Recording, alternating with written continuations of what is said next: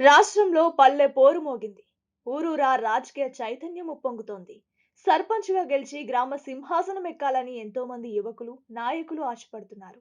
అయితే కొందరికి సర్పంచ్ పదవి చిన్నదేమో అనే భావన ఉండొచ్చు. కానీ గుర్తుంచుకోండి, సర్పంచ్ గిరి అనేది అసెంబ్లీకి, పార్లమెంటుకు వెళ్లే తొలి మెట్టు. దీనికి నిలువెత్తు నిదర్శనం మన జగిత్యాల ముద్దుబిడ్డ దివంగత నేత జువ్వాడి రత్నాకర్ రావు గారు. సర్పంచ్ నుంచే మంత్రిగా ఎదిగిన వారి ప్రస్థానం నేటి అభ్యర్థులకు ఒక పాఠం. ఇది కేవలం ఒక ఎన్నిక కాదు, ఇది నాయకుడిగా మీ ప్రయాణానికి ఆరంభం. ఈ రోజు మీరు వేస్తున్న నామినేషన్ రేపు చరిత్రలో మీ పేరును లిఖించేందుకు వేస్తున్న మొదటి సంతకం. ఎందుకంటే చరిత్ర సృష్టించిన నాయకులెవరూ నేరుగా ఆకాశం నుండి ఊడిపడలేదు. మన మట్టిలో నుంచి, మన పల్లెలో నుంచే ఎదిగారు. అందుకు ఉమ్మడి కరీంనగర్ జిల్లా రాజకీయ దిగ్గజం శ్రీ జువ్వాడి రత్నాకరరావు గారే ప్రత్యక్ష సాక్ష్యం. 1970లో తిమ్మాపూర్ అనే చిన్న గ్రామానికి సర్పంచ్గా తన ప్రస్థానాన్ని మొదలుపెట్టారు రత్నాకరరావు గారు. సర్పంచ్ కదా గ్రామానికే పరిమితమని ఆయన అనుకోలేదు. ఆ పదవిని ఒక బాధ్యతగా తీసుకున్నారు. ప్రజల మనిషిగా మారారు. ఆ తర్వాత సమితి ప్రెసిడెంట్ అయ్యారు, ఎమ్మెల్యే అయ్యారు.